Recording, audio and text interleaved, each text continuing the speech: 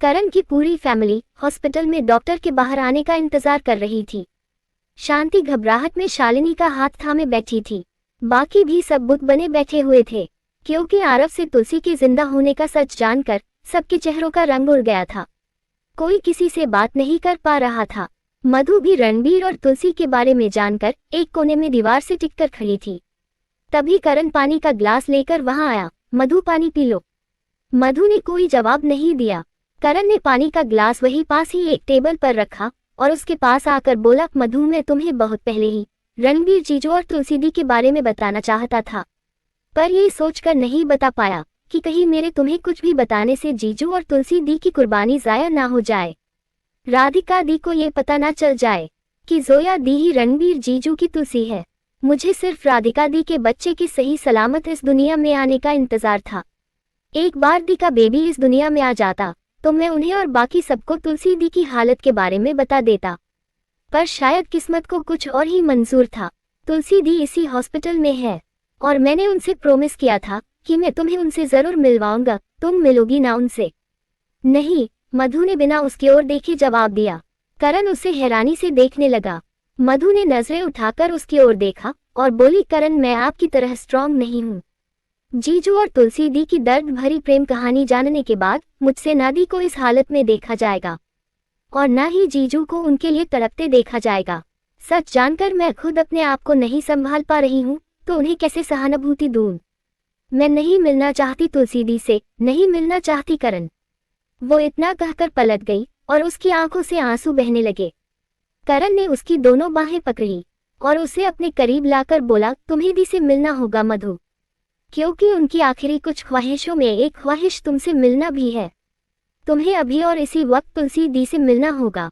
मैं चाहकर भी उनकी जिंदगी नहीं बचा सकता, पर उनकी ये छोटी सी ख्वाहिश तो पूरी कर ही सकता हूँ। प्लीज मधु, हिम्मत करो और चलो मेरे साथ, प्लीज। तभी रूम से डॉक्टर बाहर आए। उनके बाहर आते ही सब लोग उनकी ओर दौड़ पड़े, पर मधु वही खड़ी डॉक्टर को देख रही थी। डॉक्टर मुस्कुराते हुए बोले, आप सबको बधाई हो, राधिका को बेटा हुआ है। डॉक्टर के मुंह से इतनी बड़ी खुशखबरी सुनकर सबके चेहरे खिल गए। वनराज ने तुरंत डॉक्टर से पूछा, डॉक्टर साहब, मेरी बेटी कैसी है? बिल्कुल ठीक है वनराज साहब, डॉक्टर ने उनकी ओर देखकर जवाब दिया। वनराज ने सुकून की सांस ली। तभी शोभा आगे आकर बोली, डॉक्टर साहब, क्या हम राधिका और बच्चे को देख सकते हैं? डॉक्टर ने रूम की ओर देखा। देख तो सकते हैं, पर राधिका नहीं चाहती कि इस वक्त आप में से कोई भी उनके बच्चे को देखे। सब लोग डॉक्टर को हैरानी से देखने लगे, तो वो फिर से बोले, राधिका जी चाहती है कि उनके बच्चे को सबसे पहले उनके पति और तुलसी जी देखे। सब लोग एक दूसरे का चेहरा देखने लगे। दूसरी ओर तुलसी हॉस्पिटल के बेड पर सो रही थी और रणबीर पिछले 2 घंटे से उसके पास बैठे उसे देख रहे थे। रणबीर ने आहिस्ता से अपना हाथ बढ़ाकर उसके चेहरे को छुआ, तो तुलसी को ऐसा महसूस हुआ जैसे रणबीर उसके बहुत करीब है। उसने तुरंत अपनी आंखें खोली तो रणबीर उसके सामने बैठे थे और उनकी आंखों से आंसू बह रहे थे।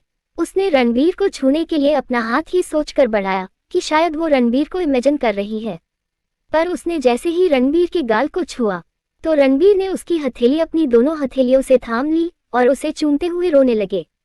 तुलसी की आंखों से भी आंसू बहने लगे, क्योंकि वो ये समझ गई थी कि रणबीर उसके करीब है। वो रोते हुए बोली, मुझे पता था कि आप यही हो मेरे पास। सुबह भी मैंने आपको अपने बहुत करीब महसूस किया था। करण के साथ आए थे ना आप सुबह? रणबीर ने कोई जवाब नहीं दिया, बस हाँ में अपनी गर्दन हिला दी।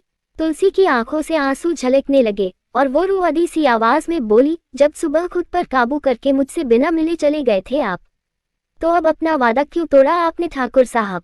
क्यों आया आप यहाँ? आपने मुझसे वादा किया था ना कि अब आप मुझसे कभी नहीं मिलेंगे, तो फिर राधिका को इस हालत में छोड़कर मुझसे मिलने क्यों चले आए आप?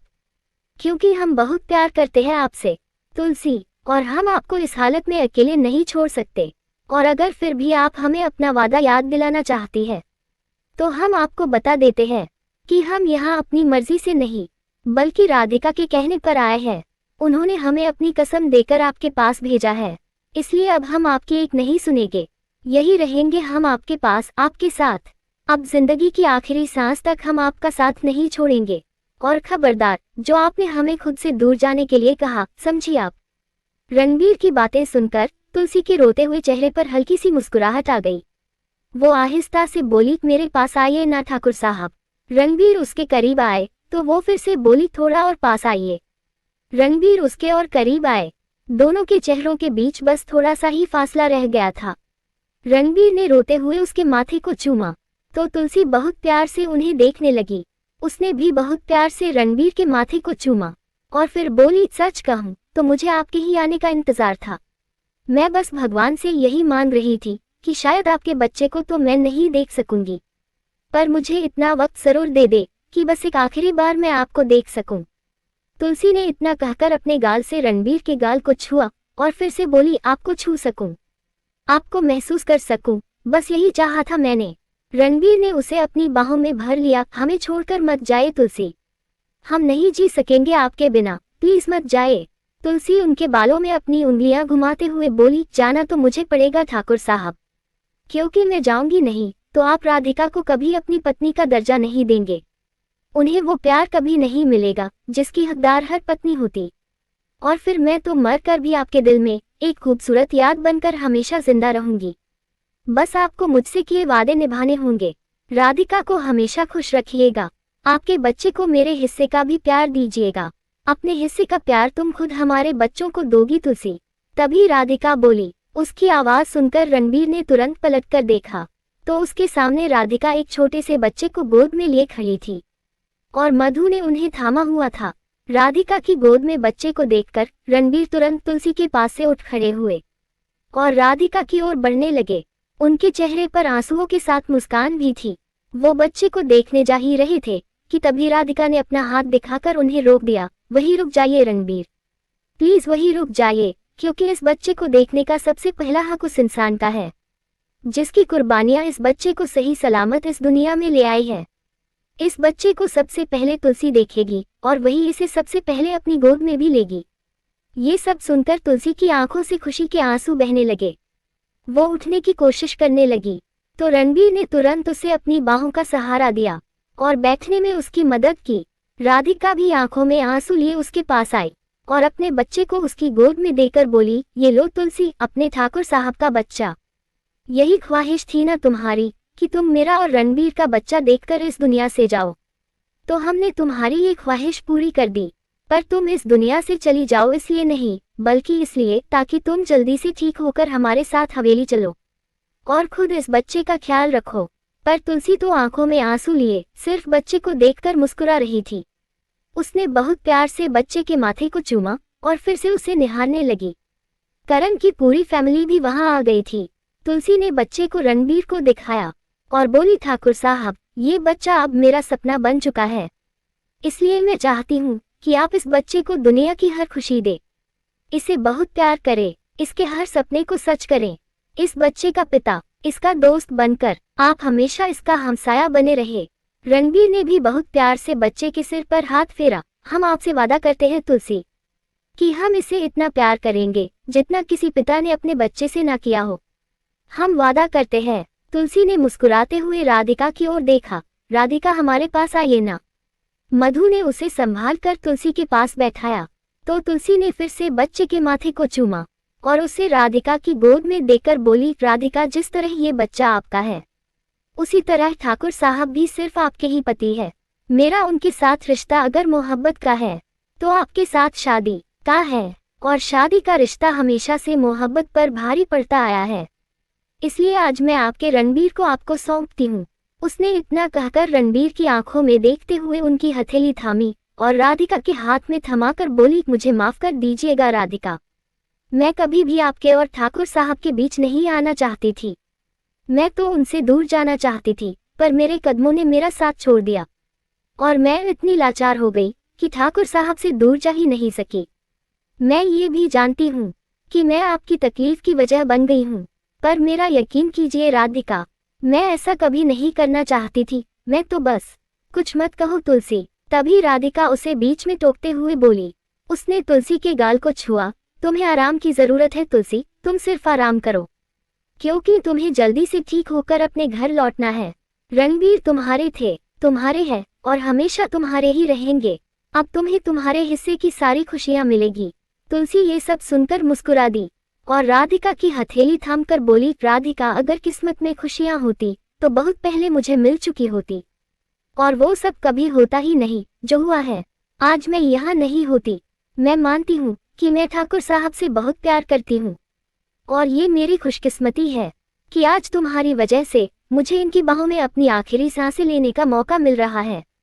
दिया कहीं नहीं जा रही है। कुछ देर में लंदन से डॉक्टरों की एक टीम आपका ट्रीटमेंट करने के लिए यहाँ पहुँचने वाली है। आप बहुत जल्द ठीक हो जाएंगी। तभी वही खड़ा करण बोला। शोभा ने भी आगे आकर तुलसी के सिर पर हाथ फेरा। हाँ बेटा, करण बिल्कुल ठीक कह रहे हैं, आपको कुछ नहीं होगा, आप बहुत जल्द ठीक हो जाएंगी।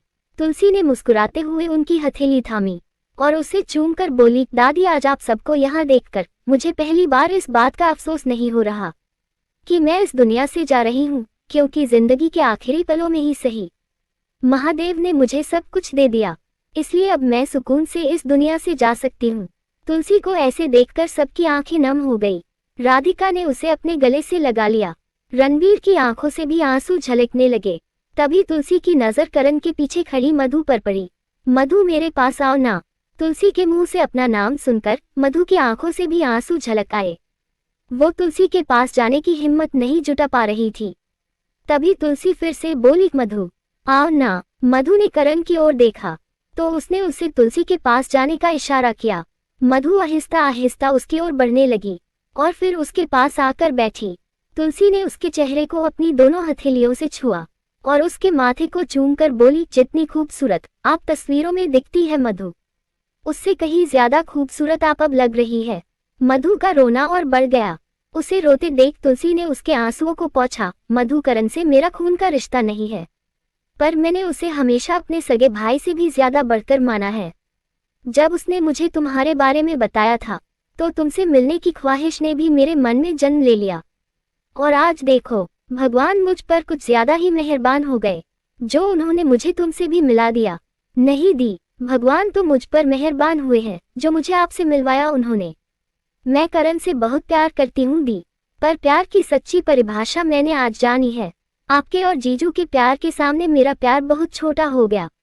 आज मेरे दिल ने पहली बार जाना कि प्यार राधा का हो या फिर मीरा का हो या रुक्मणी का हो, तीनों का ही प्यार कान्हा जी के लिए रूह की गहराइयों तक था। जैसे आपका और राधिका दी का प्यार जीजू के लिए है। मुझे नहीं पता दी कि जीजू पर पहला हक किसका बनता है, पर मुझे इतना जरूर पता है कि आप जीजू के साथ रहे या उनसे दूर चली जाएं, जीजू के दिल में आप उनकी आखिरी सांस तक जिंदा रहेंगी। और आपका प्यार भी जीजू के लिए सच्चा है, इसलिए इन्हें आपसे किया हर वादा निभाना होगा और अपनी पूरी जिंदगी राधिका दी के नाम करनी होगी। जीजू को आपकी खातिर दी के साथ एक नई शुरुआत करनी होगी, जिसमें ढेर सारी खुशियां हो, हर तरफ सिर्फ प्यार ही प्यार हो। मधु की बातें सुनकर तुलसी ने फिर से उसे अपने गले लगा लिया और बोली, तुम्हें पता है मधु, तुम्हारी बातें सुनने से पहले मैं तुमसे ये कहने जा रही थी कि करण का साथ कभी मत छोड़ना, क्योंकि मुझे लगता है कि इस पूरी दुनिया में सिर्फ दो ही अच्छे इंसान हैं, एक मेरे ठाकुर साहब और दूसरा मेरा भाई करण। और तुम बहुत किस्मत वाली हो कि करण नंदिनी और रिद्धिमा को नहीं बल्कि तुम्हें मिला है, इसलिए उनका साथ कभी मत छोड़ना। पर तुम्हें जानने के बाद मैं करण से कहूंगी कि करण बहुत लक्की है जो उसे जीवन साथी के रूप में तुम मिली हो। मैं तुमसे ये नहीं कहूंगी मधु कि करण का साथ कभी मत छोड़ना, क्योंकि मुझे पूरा यकीन है कि तुम अपनी आखिरी सांस तक मेरे भाई का साथ नहीं छोड़ोगी। हमारी प्रेम कहानी अधूरी रह गई मधु, पर तुम अपनी प्रेम कहानी अधूरी कभी मत छोड़ना, इसे जरूर पूरी करना। महादेव ने तुम दोनों को महाशिवरात्रि की रात शादी के बंधन में बांधा है, और कहते हैं जिसकी भी शादी महाशिवरात्रि को होती है वो जन्मों जन्मों के लिए एक दूसरे के हो जाते हैं, इसलिए हमेशा ऐसे ही साथ रहना। महादेव का आशीर्वाद आप दोनों पर हमेशा बना रहेगा। मधु के रोते हुए चेहरे पर मुस्कान आ गई। तभी तुलसी ने नूर को इशारा किया तो नूर ने रोते हुए टेबल पर रखा एक पैकेट उठाकर तुलसी को दिया। तुलसी ने वो पैकेट मधु की हथेली में थमाया और बोली, मधु, ये तुम्हारी शादी का तोहफा, ये मैंने करण को दिया था उसकी दुल्हन को देने के लिए, पर करण चाहता था कि मैं खुद तुम्हें ये अपने हाथों से दूं। मधु ने मुस्कुराने की कोशिश की तो तुलसी ने उसके गाल को छुआ और बोली, प्लीज इसे खोलो। मधु ने पैकेट खोला तो उसमें सोने के कंगन थे। मधु ने कंगन उठाकर देखे, बहुत सुंदर है दी। तुलसी ने वो कंगन उसके हाथों में पहनाए। मधु, ये कंगन मेरी माँ के है और वो हमेशा कहती थी कि अगर उनका कोई बेटा होता तो वो ये कंगन अपनी बहू को पहनाती, पर उनका कोई बेटा नहीं है, इसलिए उन्होंने इसे अपनी बेटी यानी मुझे दे दिया था। पर करण मेरे लिए मेरे सगे भाई से भी बढ़कर है मधु, इसलिए मैं ये तुम्हें पहना रही हूँ। अगर तुम इसे पहनोगी तो मेरी माँ का सपना भी पूरा हो जाएगा और मेरा भी। दी, आपके ये कंगन मैं आपका आशीर्वाद समझकर हमेशा अपने पास रखूंगी और कभी खुद से अलग नहीं करूंगी। मधु उन कंगनों को छूकर बोली। पास खड़े रणबीर ने खुद को संभाला और आगे आकर बोले, तुलसी, आपको आराम की जरूरत है, इसलिए प्लीज आप आराम करिए और राधिका को भी रेस्ट करने दीजिए क्योंकि वो भी अभी वीक है। आप ठीक कह रहे हैं रणबीर, राधिका को इस वक्त आराम की जरूरत है। राधिका, आप जाइए, आराम करिए, हम भी बहुत थक गए हैं, आप सुकून से सोना चाहते हैं। राधिका ने रोते हुए तुलसी को गले लगाया और बोली, तुम बहुत जल्द ठीक हो जाओगी तुलसी, क्योंकि महादेव किसी के साथ नाइंसाफी नहीं करते। तुम देखना, करण ने जिन डॉक्टरों को बुलाया है वो तुम्हें बहुत जल्द ठीक कर देंगे और फिर तुम्हारी जिंदगी में भी सब ठीक हो जाएगा। तुलसी मुस्कुरा दी। हाँ राधिका, अब सब ठीक हो जाएगा हमेशा के लिए। अब आप जाइए और आराम करिए, क्योंकि जब तक सब कुछ ठीक नहीं हो जाता आपको ही तो ठाकुर साहब और इस नन्हे राजकुमार को संभालना है। आप जाइए, हमें भी सोना है। राधिका ने हाँ में अपना सिर हिलाया और बच्चे को गोद में लिए उठ खड़ी हुई। रणबीर उसे सहारा देकर वहां से ले जाने लगे, पर राधिका ने उन्हें रोक दिया। रणबीर, आप यहीं रुकिए, मेरा ख्याल रखने के लिए पूरी फैमिली है, पर तुलसी के पास सिर्फ आप है। आप यहीं रुकिए उसके पास। हाँ बेटा, आप यहीं रुकिए, हम सब है राधिका का ख्याल रखने के लिए। तभी वनराज भी बोले।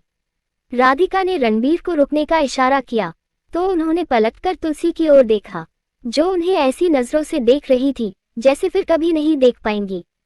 तभी पूजा राधिका को लेकर वहां से चली गई। एक एक करके सबने प्यार से तुलसी के सिर पर हाथ फेरा और वहां से जाने लगे। तभी करण के फोन की बेल बज उठी। लंदन से आ रहे डॉक्टर का नंबर देखते ही उसके चेहरे पर बड़ी सी मुस्कुराहट आ गई। उसने तुरंत कॉल रिसीव की। जी डॉक्टर साहब। दूसरी ओर से डॉक्टर बोले, मिस्टर खुराना, हम इंदौर आ चुके हैं, अभी अभी हमारी फ्लाइट एयरपोर्ट पर लैंड हुई है। Thank you so much doctor साहब, जो आप इतनी जल्दी यहाँ आने के लिए मान गए। मेरा असिस्टेंट आदित्य आपको लेने के लिए एयरपोर्ट पहुँच चुका होगा। आप प्लीज जल्द से जल्द यहाँ आकर दी का ट्रीटमेंट शुरू कर दीजिए। करण यही सारी बातें करते हुए वहां से चला गया, पर मधु अभी भी वही खड़ी रणबीर और तुलसी को देख रही थी। उसकी आंखों से आंसू फिर से बहने जा ही रहे थे कि तभी उसने तुरंत अपने दोनों हाथों से आंसू पोंछे और रूम से बाहर आकर चेयर पर बैठ गई। उसने अपनी आंखें बंद की और रोना शुरू कर दिया। उसकी आवाज किसी तक न पहुंचे, इसलिए उसने अपने मुंह पर हाथ रख लिया। इधर रणबीर तुलसी के पास आकर बैठे। उन्होंने तुलसी को अपनी बाहों में भर लिया तो वही खड़ी नूर बोली, मैं डॉक्टर साहब से मिलकर आती हूँ, चल शबनम। हाँ, शबनम और नूर दोनों भी वहां से चली गई। उनके जाते ही तुलसी ने रणबीर की ओर देखा और उनके चेहरे को छूकर बोली, कुछ घंटों पहले मैं भगवान से ये शिकायत कर रही थी कि उन्होंने मुझसे मेरा सब कुछ तो छीन ही लिया है। कम से कम मरने से पहले बस एक आखिरी बार आपको देखने की ख्वाहिश तो पूरी कर ही सकते हैं वो। पर इस बार उन्होंने मेरी सुन ली और आप मेरे पास आ गए। अब मैं सुकून से सो सकती हूँ हमेशा के लिए। प्लीज तुलसी, ऐसी बातें मत करिए, हम आपको कहीं नहीं जाने देंगे, कहीं नहीं। तुलसी के चेहरे पर हल्की सी मुस्कुराहट आ गई। उसने रणबीर के सीने से लगकर पूछा, रणबीर, आप मुझसे बहुत प्यार करते हैं ना? रणबीर ने तुरंत उसकी ओर देखा और बोले, आज आपने महीनों बाद हमें रणबीर कहकर बुलाया है तुलसी। तरस गए थे हम आपके मुंह से अपना नाम सुनने के लिए। ठाकुर साहब, इस एक नाम ने हम दोनों के बीच इतनी दूरियां बढ़ा दी थी कि हम चाहकर भी अपनी तुलसी के पास नहीं आ पा रहे थे। पर आज आपने हमारा नाम लेकर हमारे बीच की दूरियां हमेशा के लिए मिटा दी और हमें हमारी तुलसी फिर से लौटा दी। I love you Tulsi, I love you. बहुत प्यार करते हैं हम आपसे, इतना जितना किसी ने किसी से ना किया हो। मैं भी आपसे बहुत प्यार करती हूँ रणबीर, बहुत प्यार। आपसे दूर रहकर मैंने खुश रहने की बहुत कोशिश की, पर नहीं रह पाए। जब आप मुझे छोड़कर देश से बाहर पढ़ने गए थे तो मैंने आपके बिना अपनी सुध-बुध ही खो दी थी। आपके अलावा मैं कभी कुछ सोच ही नहीं पाती थी। मेरी नजरें हर पल सिर्फ आपकी राह देखती रहती थी। फिर जब आप लौटे और आपने हमारी शादी का फैसला लिया, तो वो पल मेरी जिंदगी का सबसे खूबसूरत पल बन गया। मुझे ऐसा लगा जैसे महादेव ने मुझे दुनिया भर की खुशियां एक साथ दे दी हो। हमारी सगाई की रात मेरी खुशी का तो ठिकाना ही नहीं था, पर मैं नहीं जानती थी कि ये खुशियां चंद घंटों की थी और मैं आपसे ऐसे जुदा हो जाऊंगी कि जान बचने के बाद भी आपसे कभी नहीं मिल सकूंगी। उस दिन जब मुझे होश आया तो मैंने खुद को ऐसी जगह पाया जहां कोई लड़की अपने बुरे से बुरे सपने में भी कभी नहीं जाना चाहती। पर महादेव ने शायद मेरी किस्मत इतनी बुरी भी नहीं लिखी थी, इसलिए मैं वहां से भी आपकी तुलसी को सुरक्षित वापस ले आई। बहुत खुश थी मैं ये सोचकर कि अगर किस्मत ने इतनी ऊंचाई से गिरने के बाद भी, कोठी जैसी बदनाम गलियों में पहुंचने के बाद भी मुझे बचा लिया है, तो शायद वो मुझे आपसे दूर नहीं करना चाहते। इसलिए मैं भागती हुई आपके पास चली आई। पर मुझे क्या पता था कि महादेव ने मुझे आपसे हमेशा के लिए उसी रात जुदा कर दिया, जिस रात मैं नर्मदा मैया की गोद में जा गिरी थी। पर मुझे राधिका से कभी कोई शिकायत नहीं रही रणबीर। मैंने इस सच के साथ जीने की बहुत कोशिश की कि अब आप मेरे नहीं बल्कि राधिका के हैं, पर नहीं जी पाए। आपसे दूर होकर हर पल मेरी सांसें मेरा साथ छोड़ने लगी और मैं आज यहाँ इस हॉस्पिटल के बेड तक आ पहुंची। कुछ मत कहिए तुलसी, प्लीज कुछ मत कहिए। आपको कुछ नहीं होगा, आप बस आराम करिए, सब कुछ ठीक हो जाएगा। रणबीर उसे अपनी बाहों में भरकर बोले और उन्होंने भी अपनी आंखें बंद कर ली। तुलसी मुस्कुरा दी। उसने फिर से रणबीर की ओर देखा और मुस्कुराते हुए आहिस्ता आहिस्ता अपनी आंखें बंद कर ली। रूम के बाहर खड़ी मधु ने जब ये सारी बातें सुनी तो उसका रोना और बढ़ गया। रणबीर और तुलसी उसकी सिसकियां ना सुन ले, इसलिए उसने अपने मुंह पर हाथ रखा और फिर से चेयर पर आकर बैठ गई। तभी उसकी नजर सामने से आ रहे करण पर पड़ी। उसे देखते ही वो रोते हुए उसकी ओर दौड़ी और उससे लिपटकर रोने लगी। करण उसे अपनी बाहों में भरते हुए बोला, खुद को संभालो मधु, अगर तुम ऐसे रोओगी तो हम तुलसी दी के जाने के बाद राधिका दी और जीजू को कैसे संभालेंगे। मधु ने अपनी आंखें बंद कर ली, पर उसका रोना बंद नहीं हुआ। इधर कुछ देर बाद रणबीर ने तुलसी की ओर देखा तो उसकी आंखें बंद थी। उन्हें लगा कि तुलसी सो गई। वो आहिस्ता आहिस्ता उसे बेड पर लेटाने लगे, पर तभी तुलसी का एक हाथ लटक गया। रणबीर की आंखें बड़ी बड़ी हो गई। उन्होंने तुरंत तुलसी की ओर देखा। तुलसी, उन्होंने तुलसी के गाल को थपथपाते हुए पुकारा, पर उसने कोई जवाब नहीं दिया। रणबीर ने फिर से उसके गाल को थपथपाया, तुलसी, तुलसी क्या हुआ? तुलसी। इस बार भी तुलसी ने कोई जवाब नहीं दिया, क्योंकि वो तो जा चुकी थी। रणबीर का रोना अचानक से बंद हो गया और वो एकटक तुलसी को देखने लगे। उन्होंने तुलसी को अपनी बाहों में मजबूती से जकड़ लिया। इधर करण ने मधु के चेहरे को छुआ और उसके आंसू पोंछकर बोला, मधु, थोड़ी देर में डॉक्टर आ जाएंगे, महाकाल पर भरोसा रखो। हो सकता है कि कोई चमत्कार हो जाए और तुलसी दी बच जाए। हमें इस वक्त तुलसी दी और जीजू को अकेले नहीं छोड़ना चाहिए, चलो। मधु ने रोते हुए हाँ में अपना सिर हिला दिया। करण ने उसे थामा और दोनों रूम में आए। जीजू, बस डॉक्टर थोड़ी देर में। करण ने अपनी बात खत्म भी नहीं की थी कि उसे तुलसी अपनी आंखें बंद किए बेड पर लेटी हुई नजर आई। रणबीर भी तुलसी के कंधे पर अपना सिर रखे लेटे हुए थे। करण को घबराहट होने लगी। दी, वो चीखते हुए उनकी ओर दौड़ा, पर मधु दोनों को इस तरह देखकर वहां से हिल भी नहीं सकी। करण ने तुलसी की ओर देखकर रोते हुए रणबीर के कंधे पर हाथ रखकर उन्हें पुकारा, जीजू। पर रणबीर ने कोई जवाब नहीं दिया। करण की घबराहट और बढ़ गई। जीजू, करण ने अपने दोनों हाथों से उन्हें पकड़कर उठाना चाहा, पर वो करण के हाथ से छूटकर फिर से तुलसी के कंधे पर जा गिरे। करण घबराकर 2 कदम पीछे हट गया। लेखिका कविता वर्मा।